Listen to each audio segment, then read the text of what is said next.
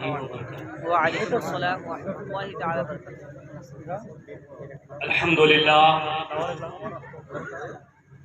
الحمدللہ رب العالمین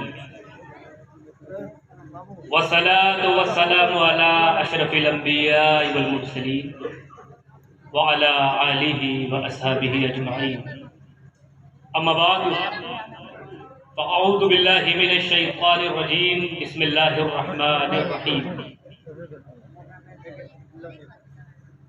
قل لا اسألكم علیہ اجرا الا المودۃ فی القربى۔ صدق اللہ العظیم وبلغنا رسولہ النبی الامین المتین المبین الکریم، ونحن علی ذلک لمن الشاہدین والشاکرین والحمد للہ رب العالمین۔ ان اللہ وملائکتہ یصلون علی النبی یا ایھا الذین آمنوا صلوا علیہ وسلموا تسلیما۔ اللہم صلی علی سیدنا و شفیعنا حبیبنا مولانا محمد وبارک وسلم کما تحب و ترضى بأن تصلی علیہ صلاۃ و سلام علیک یا رسول اللہ یا حبیب اللہ صلی اللہ تعالی علیہ وسلم۔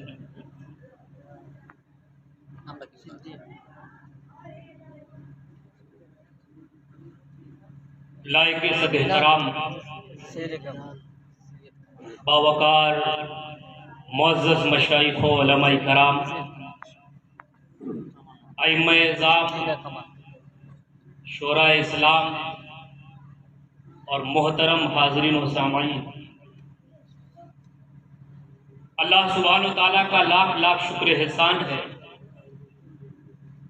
کہ جس نے اپنی توفیق خاص سے ہمیں اور آپ کو آج اس جلسے محسنین اسلام میں ذکر اہل بیت میں حاضری کا شرف عطا کیا، اور اپنی اور اپنے محبوب مکرم نبی رحمت جناب احمد مجتبیٰ محمد مصطفیٰ روحی فدا صلی اللہ علیہ وسلم اور اپنے محبوب بندوں کے ذکر پاک کے حوالے سے باحمل بیٹھنے کی توفیق عطا فرمائے، آمین۔ اس پروگرام کے انعقاد پر میں اپنے برادر گرامی پیر طریقت حضرت علامہ سید خلیق اشرف اشرفی جیلانی کو دل کی عطا گہرائیوں سے ہدیہ تبریک و تحسین پیش کرتا ہوں کہ جس وفا، ایثار اور پاکیزہ جذبے کے ساتھ اس محفل کے رول کو پلے کیا، اس محفل کو سجایا، اللہ پاک ان کی اس خدمت کو قبول و منظور فرمائے، آمین۔ اور نبی اور آل نبی کے فیضان سے ہم سب کو مالا مال فرمائے۔ دوستوں، نہایت ہی مشکور ممنون ہوں کہ جن کے توسط سے تاریخ کا تعین ہوا اور ہم سب پاکیزہ اس مجلس میں حاضر ہیں۔ اللہ سبحانہ وتعالیٰ کا جتنا شکر ادا کریں وہ کم ہے، اس کا لاکھ لاکھ شکر احسان ہے، کروڑوں کروڑ شکر احسان ہے کہ اس نے آج کی یہ مجلس ذکر اہل بیت کے ساتھ ساتھ محفل ایصال ثواب کی، تو جتنا اللہ کا شکر ادا کریں وہ کم ہے کہ اس نے ہمیں اور آپ کو دوستوں ایک ایسا دین کامل عطا کیا ہے کہ جس کا تعلق اپنے ماننے والوں کے ساتھ اس دنیا میں بھی قائم رہتا ہے اور قبر میں بھی قائم رہتا ہے اور حشر میں بھی قائم رہنا ہے۔ ایصال ثواب کی یہ مجالس کبھی کل شریف کے عنوان سے قائم کی جاتی ہے، کبھی تیجا، 10واں، 20واں، چہلم یا 40ویں کے عنوانات سے قائم کی جاتی ہے، کبھی عرس، سالانہ یا برسی کے عنوانات سے قائم کیا جاتا ہے۔ اپنے دنیا سے گزر جانے والوں کے ساتھ تعلق رکھنے کا ایک بہترین ذریعہ ہے، ایک بہترین وسیلہ ہے، ایک شاندار طریقہ ہے۔ آج کا یہ پروگرام جیسا کہ آپ حضرات کے علم میں ہے کہ سید خلیق اشرف اشرفی جیلانی کے والد بزرگوار سید شاہ متین اشرف اشرفی جیلانی علیہ الرحمہ، حضرت سید وکیل اشرف اشرفی جیلانی علیہ الرحمہ، ان کے دیگر مرحومین کے ایصال ثواب کی مناسبت سے بھی یہ محفل سجائی گئی۔ نبی اکرم صلی اللہ علیہ وسلم کا ارشاد گرامی ہے، خیر الناس من ينفع الناس، لوگوں میں سب سے بہتر وہ ہے جو دوسروں کو زیادہ سے زیادہ نفع پہنچاتا ہے۔ بے شک لوگوں میں سب سے بہتر وہ ہے جو دوسروں کو زیادہ سے زیادہ نفع پہنچاتا ہے۔ بے شک۔ اب دوستو یہ جو حدیث پاک ہے اس کو ایک ترازو بنا لیں اور ہم اور آپ اپنے آپ کو اس پر تولنے لگ جائیں۔ پیارے آقا فرماتے ہیں تم میں سب سے بہتر وہ ہے جو دوسروں کو زیادہ سے زیادہ نفع پہنچاتا ہے، فائدہ پہنچاتا ہے۔ اب اس اینگل سے، اس زاویے سے، اس پوائنٹ آف ویو سے اب اس کے جو برعکس، اس کے اپوزٹ جو عنوان نکلتا ہے وہ یہ ہے کہ پھر سب سے برا کون ہے؟ اگر سب سے بہتر وہ ہے جو دوسروں کو زیادہ سے زیادہ فائدہ پہنچاتا ہے تو سب سے برا وہ ہے جو دوسروں کو زیادہ سے زیادہ نقصان پہنچاتا ہے۔ بے شک بے شک، حق ہے، بالکل حق ہے۔ جو دوسروں کو زیادہ سے زیادہ نقصان پہنچاتا ہے۔ پیارے آقا اب اس کا جو مفہوم مخالف ہے پھر وہ یہ بنتا ہے۔ پیارے آقا فرماتے تم میں سب سے بہتر وہ ہے جو دوسروں کو زیادہ سے زیادہ فائدہ پہنچاتا ہے۔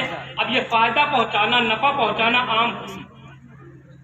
ہم اہل سنت کا یہ عقیدہ ہے کہ فائدہ انہیں بھی پہنچایا جا سکتا ہے جو زندہ زمین پر موجود ہیں، بے شک، اور فائدہ انہیں بھی پہنچایا جا سکتا ہے جو زندہ زمین میں موجود ہیں۔ بے شک۔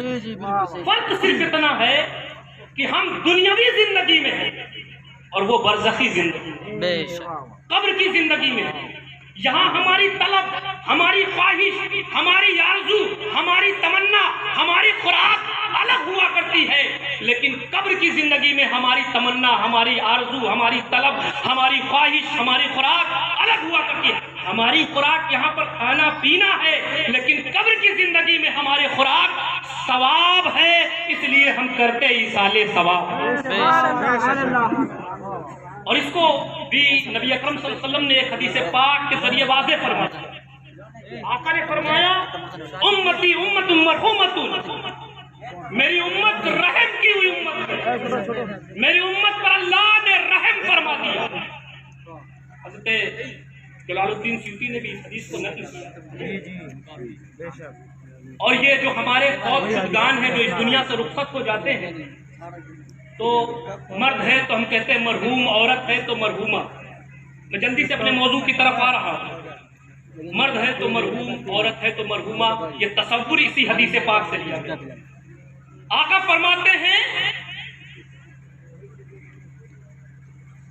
اللہ نے میری امت پر رحم فرما دیا، رحمت فرما دی۔ اصحاب رسول نے عرض کیا یا رسول اللہ صلی اللہ علیہ وسلم کس طرح آپ کی امت پر اللہ نے رحم فرما دیا؟ قربان جاؤ خدا کی قسم، نبی رحمت کی رحمت للعالمین پر میرے آقا ارشاد فرماتے ہیں سنو، اس طرح رحمت فرما دی تدخلوا قبورها بذنوبها وتخرجوا من قبورها ولا ذنوب علیہا۔ میرا امتی جب اس دنیا سے اپنی قبروں میں جائے گا تو گناہ ساتھ ہوں گے۔ میرا امتی جب اس دنیا سے اپنی قبروں میں جائے گا تو گناہ ساتھ ہوں گے، اور محشر میں اٹھے گا تو گناہ معاف ہوں گے۔ بے شک بے شک، واہ واہ واہ واہ، ماشاءاللہ۔ میرا امتی جب دنیا سے اپنی قبروں میں تدخلوا قبورها، جب قبروں میں داخل ہوگا تو گناہ ساتھ، اور محشر میں قیامت میں اٹھے گا تو گناہ معاف۔ اصحاب رسول کی حیرت بڑھ گئی، حیران ہو گئے، کہا یا رسول اللہ صلی اللہ علیہ وسلم آپ فرما رہے ہیں کہ قبروں میں جائے گا تو گناہ ساتھ، قیامت میں اٹھے گا تو گناہ معاف۔ پیارے آقا اس نے قبر میں نمازیں تو نہیں پڑھی، روزہ تو نہیں رکھا، زکوٰۃ تو نہیں دیا، صدقہ و خیرات تو نہیں کیا، نیکیاں نہیں کی، صدقہ و خیرات نہیں کیا، نیک اعمال صالحہ انجام نہیں دیے، پھر پیارے آقا قبر میں لیٹے لیٹے گناہ معاف کیسے ہو گئی؟ قربان جاؤ نبی رحمت کی رحمت پر۔ میرے آقا فرماتے ہیں سنو اے میرے صحابہ، سنو، جو دنیا میں اپنے پسماندگان چھوڑ کر آئے تھے، جو لواحقین چھوڑ کر آئے تھے، کیا مطلب؟ باپ گیا تھا تو بیٹا چھوڑ کر آیا تھا، بھتیجا چھوڑ کر آیا تھا، دوست چھوڑ کر آیا تھا، احباب چھوڑ کر آیا تھا، تو ان کی وہ لوگ، ان کی بخشش کے لیے، ان کی مغفرت کے لیے ہاتھ اٹھا کر دعائیں کرتے تھے، تو ان کی دعاؤں سے، پچھلوں کی دعاؤں سے اگلوں کی گناہوں کو اللہ تبارک و تعالی معاف کرتا ہے۔ سبحان اللہ سبحان اللہ سبحان اللہ، ماشاءاللہ ماشاءاللہ، بہت خوب۔ تو پچھلوں نے اگلوں کو فائدہ دیا کہ نہیں؟ تو فائدہ اس طرح سے بھی پہنچایا جا سکتا ہے۔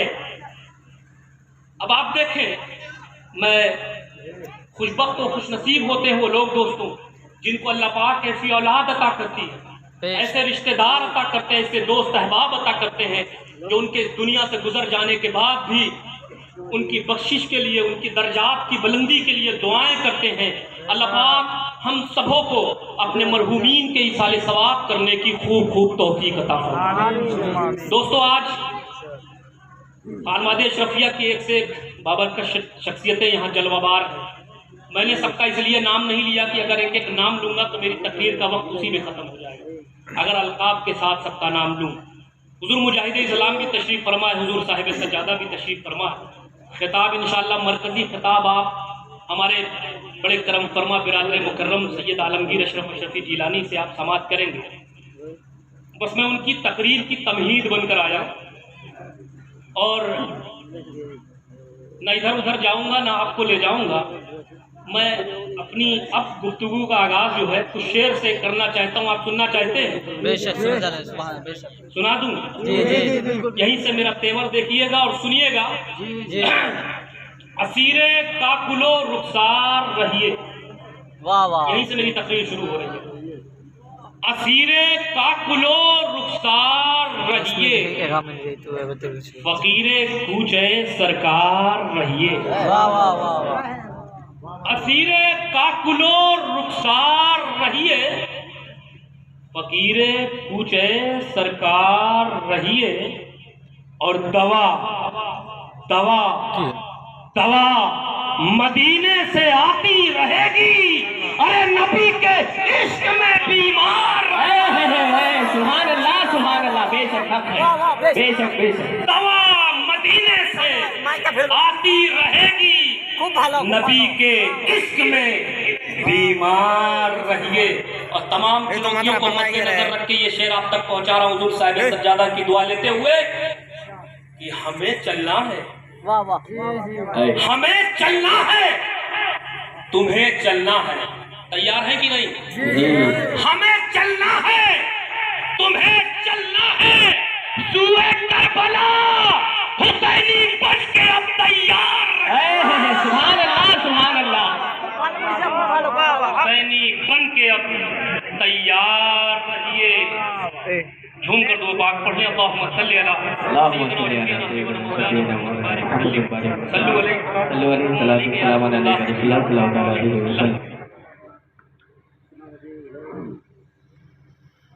میں نے آج اس آیت کریمہ کی تلاوت کا شرف حاصل کیا ہے۔ رب تعالیٰ ارشاد فرماتا ہے، قل، اے محبوب فرما دو، کس سے؟ میرے بندوں سے، اپنے امتیوں سے۔ کیا فرما دو؟ لا اسألکم علیہ اجرا، میں تم سے کوئی اجرت نہیں چاہتا، کوئی بدلہ نہیں چاہتا، الا المودۃ فی القربى، مگر یہ کہ میری اہل بیت سے محبت کرو، میری اہل بیت سے مودت کرو۔ قل فعل امر ہے، علماء جانتے ہیں۔ جی، علامہ بدر الدین زرکشی البرہان فی علوم القرآن کی دوسری جلد صفحہ 136 پہ فرماتے ہیں کہ قل فعل امر کے بعد جو جملہ آئے گا اس پر عقیدہ رکھنا واجب ہے۔ کیا ہے؟ واجب۔ اب اس کی مثال میں کہیں ادھر ادھر سے نہیں دوں گا، قرآن سے دیتا ہوں۔ قل هو اللہ احد، محبوب کہہ دیجیے اللہ ایک ہے۔ اللہ کے ایک ہونے پر عقیدہ رکھنا واجب۔ اب جو اس کے برعکس عقیدہ رکھے، اس کے خلاف کچھ تو فتویٰ دیتے ہوں گے، کیونکہ آج کل ہمارے کیا دارالفتہ سے کم فتوے آتے ہیں، پنواڑیوں کی دکان سے، چائے کے ہوٹلوں سے زیادہ فتوے آتے ہیں۔ جب سے ایسے مفت کے مفتی ہو گئے ہیں تب سے فتوے کی کوئی اہمیت نہیں۔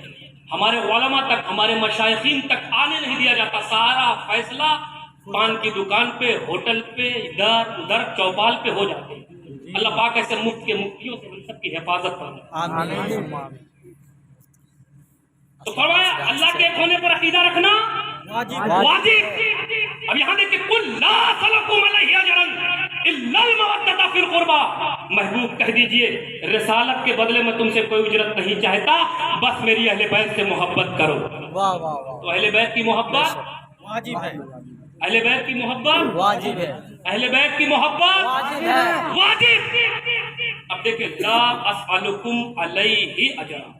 علیہ یہ جو ضمیر ہے اس پر غور کرنا ہے. آقا فرماتے ہیں اس پر. علیہ کا معنی اس پر. آقا فرماتے ہیں اس پر میں تم سے کوئی اجرت نہیں چاہتا، اس پر میں تم سے کوئی بدلہ نہیں چاہتا، اس پر میں تم سے کوئی معاوضہ نہیں چاہتا، اس پر میں تم سے کوئی ریٹرن نہیں چاہتا. اب سوال پیدا ہوتا ہے کس پر؟ کس پر کوئی بدلہ نہیں مانگتے حضور؟ کس پر کوئی معاوضہ نہیں مانگتے حضور؟ کس پر کوئی ریٹرن نہیں مانگتے حضور؟ کس پر؟ فرمایا اس عطا پر. علیہ کا معنی اس پر. جس کی مرضی ہو تفسیر اٹھا کر دیکھ لے. کیا اس احسان پر کہ تم کافر تھے میں نے تمہیں مسلمان بنایا، تم خود ناشناس تھے میں نے تمہیں خدا شناس بنایا، تم چلتے تھے تو تم پر شیطان اترتے تھے میں نے اپنے قدموں پہ بلا کر تمہیں اتنا بلند و بالا کر دیا کہ تم میری محفلوں میں آنے کے لیے اپنے گھروں سے نکلتے ہو، تمہارے قدم بعد میں اٹھتے ہوں گے، نوری فرشتے گر کر زمین پر پہلے اس احسان پر میں تم سے کوئی بدلہ نہیں مانگتا. ارے تم جہنم میں گر رہے تھے میں نے تمہیں پکڑ کے جنت کا وارث بنا دیا. اس احسان پر میں تم سے کوئی بدلہ نہیں مانگتا، میں نے تمہیں قرآن دیا. اس احسان پر میں تم سے کوئی بدلہ نہیں مانگتا، میں نے تمہیں اسلام دیا، قرآن دیا. اس احسان پر میں تم سے کوئی بدلہ نہیں مانگتا. ارے سردیوں کی لمبی لمبی رات میں مصلے پر رویا، میں مصلے پر تڑپا، میرے قدم سوج کر پھٹ گئے. امتیوں میرے قدم سوج کر پھٹ گئے، خون نکلا، تم سوتے رہے میں مصلے پر روتا رہا، تم سوتے رہے میں مصلے پر جگتا رہا، سجدے پہ سجدہ، گریہ زاری پہ گریہ زاری. لیکن جب رات کا وہ پہر آیا، جب وہ پہلے آسمان پہ اترتا ہے، اللہ پاک نزول جلال کرتا ہے اور خدا آواز دیتا ہے مجھ سے مانگو میں عطا کرتا ہوں. آقا فرماتے امتیوں جب وہ وقت آیا تو ساری رات سجدہ میں نے کیا، ساری رات قیام میں نے کیا، لیکن جب مانگنے کی باری آئی تو میں نے اپنی بات ہی نہیں کی. رب سے مانگا تو تمہاری بخشش مانگا، رب سے مانگا تو تمہاری مغفرت مانگا، اور یہی کہا رب حبلی امتی، رب حبلی امتی، رب حبلی امتی. اے اللہ میری امت کو بخش دے، اے اللہ میری امت کو بخش دے. امتیوں اس احسان پر میں تم سے کوئی بدلہ نہیں مانگتا، ان عطاؤں پر میں تم سے کوئی بدلہ نہیں مانگتا، ان نوازشات پر میں تم سے کوئی بدلہ نہیں مانگتا. الا المودۃ فی القربى. بس میری اہل بیت سے محبت کرو، میری اہل بیت سے محبت کرو. حضرات وقت ہے،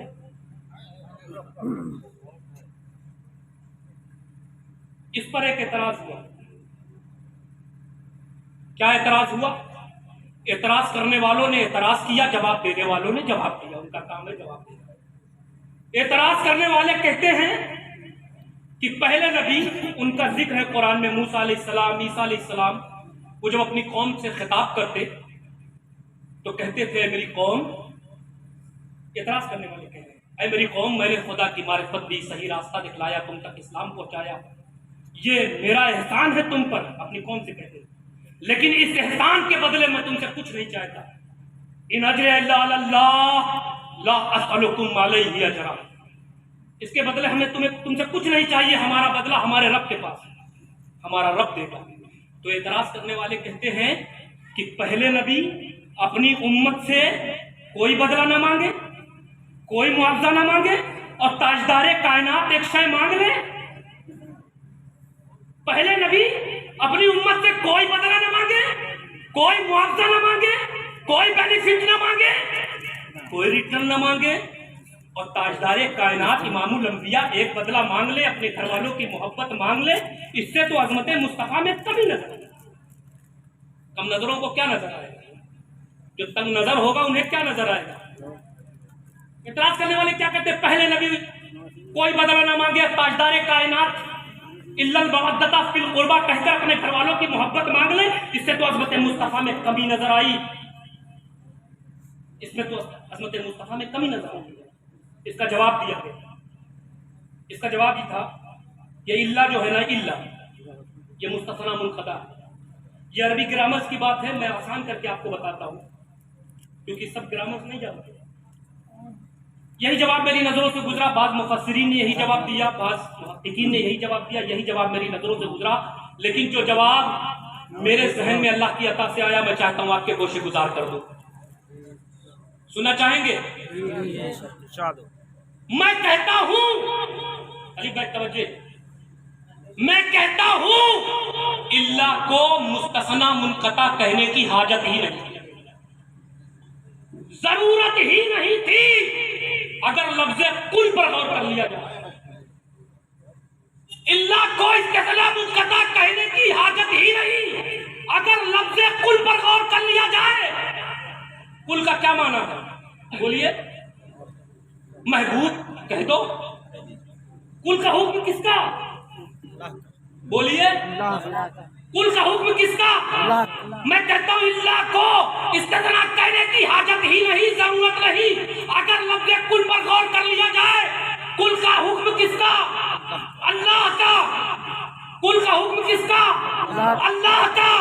اللہ جانتا تھا کہ میرے محبوب پر انگلی اٹھے گی، بے شک اللہ جانتا تھا میرے محبوب پر انگلی اٹھے گی، کہا ہے میرے حبیب کوئی انگلی اٹھنے نہیں دوں گا تیری طرف، کوئی اعتراض ہونے نہیں دوں گا تیری طرف۔ کچھ دنیا کے باغی نبی اور آل نبی کے گستاخ یہ کہیں کہ پہلے نبیوں نے نہیں مانگا، نبی رحمت نے مانگا ہے، تو اے میرے حبیب جب اپنے گھر والوں کی محبت کی بات کرنا تو بات ہی کل سے شروع کرنا، تاکہ محبوب پتہ لگ جائے جو تیرے گھر والوں کی محبت مانگی جا رہی ہے وہ محبوب تیری طلب نہیں ہے، وہ تیرے رب کی طلب ہے۔ سبحان اللہ، سبحان اللہ۔ کیا ہے رب کی طلب؟ اے وہ لوگوں جن پر میں نے احسان کیا، اس احسان کے بدلے میں تم سے کچھ نہیں چاہتا، بس میری اہل بیت سے محبت کرو۔ اور یہ میں نہیں کہتا، رب کے فرمان سے تم سے کہہ رہا ہوں، رب کے حکم سے تم سے کہہ رہا ہوں۔ اب اہل بیت ہیں کون؟ یہ بتا کے آگے بڑھوں؟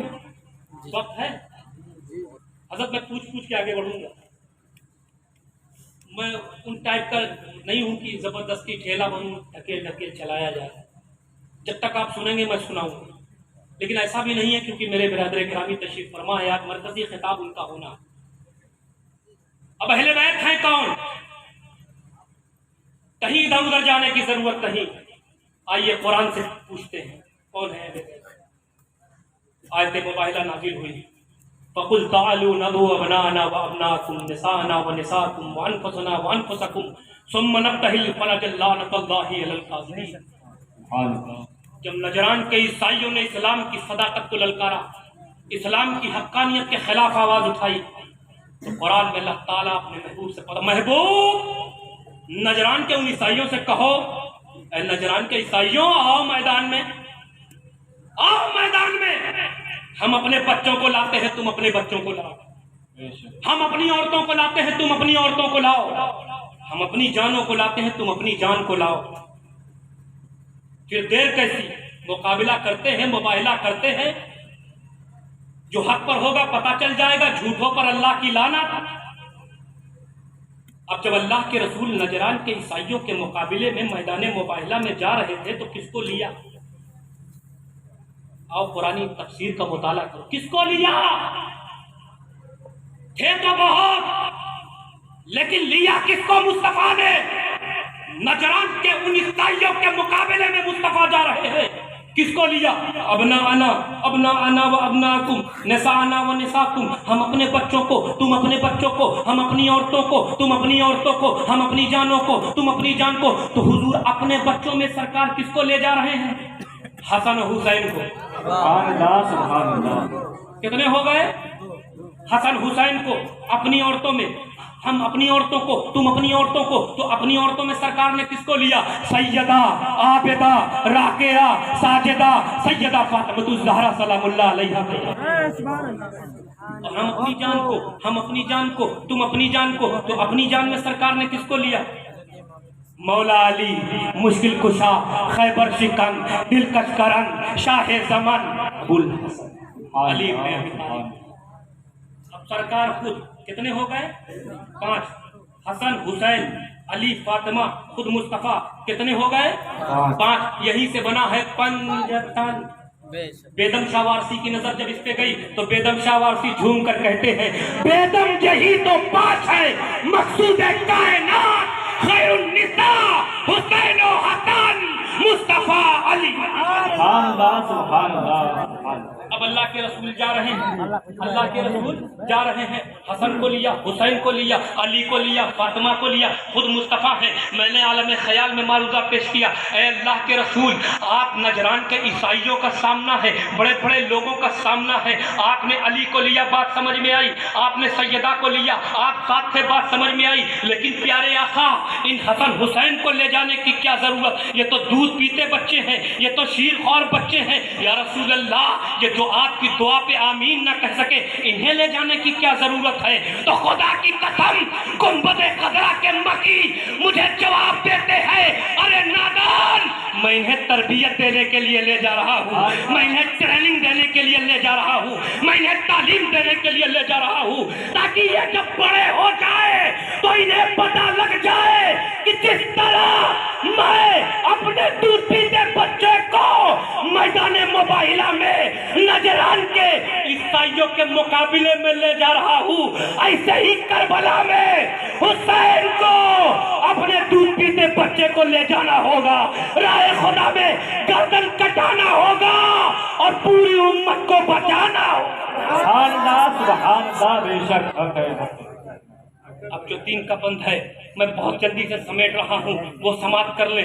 میرے دوستو جس حسین کے بچپن کا تحمل نجران کے نصارہ برداشت نہ کر سکے اس حسین کی جوانی کے سامنے یہ 22,000 کا لشکر کیا کر لے گا؟ میرے دوستو حضور شیخ الاسلام علامہ مدنی میں فرماتے ہیں تفسیر لبی یقتل بننا امت کو سکھانا تھا ورنہ کاٹے جو غلوئے آل نبی وہ دھار کہاں تلواروں میں. امت کو صبر کی تفسیر بن کے بتانا تھا ورنہ یہ دھار تلواروں میں نہیں جو حسین کو کاٹ دے.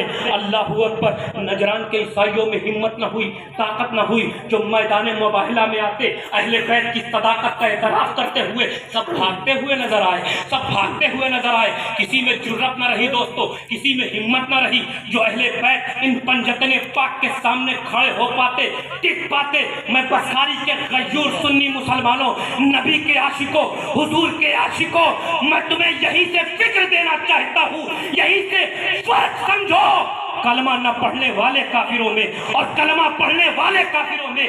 سنو جو کلمہ نہ پڑھنے والے کافر تھے، جو کلمہ نہ پڑھنے والے کافر تھے وہ میدان مباہلہ میں اہل بیت کی صداقت کا اعتراف کرتے ہوئے میدان میں نہ آ سکے.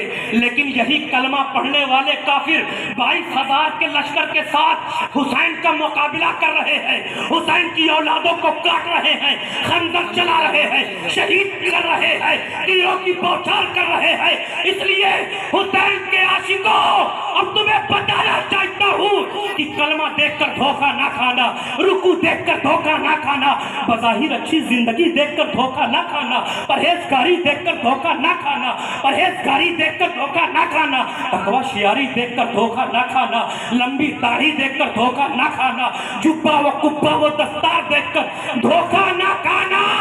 ارے دیکھنا ہے تو صرف یہ دیکھنا کہ नबी और आले नबी का वफादार है कि नहीं? नबी और आले नबी का वफादार है कि नहीं? क्योंकि जो नबी और आले नबी का वफादार होता है वो खुदा का वफादार होता है, और जो खुदा का वफादार होता है वो जन्नत का हकदार होता है। अज़ीज़ान मिल्लत इस्लामिया, अब बात को समेटते हुए बस एक नुक्ते की तरफ आपके ज़हन को ले जाना चाहता हूँ, यहीं पर अपनी गुफ्तगू खत्म करूंगा इंशाअल्लाह। बात तो बहुत कुछ है, अगर बात करता रहा, ये अहले बैत का जिक्र है पूरी जिंदगी।